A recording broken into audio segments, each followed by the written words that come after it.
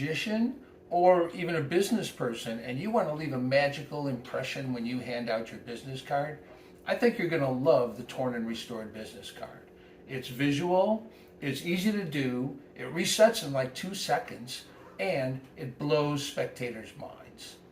Check it out. Well, here, let me give you my business card.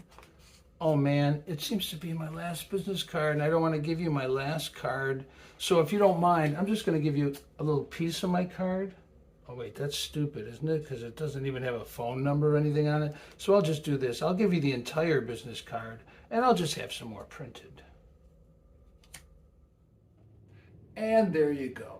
I predict that you are going to have this with you at all times, so when someone asks you for your business card, you'll be able to do it magically.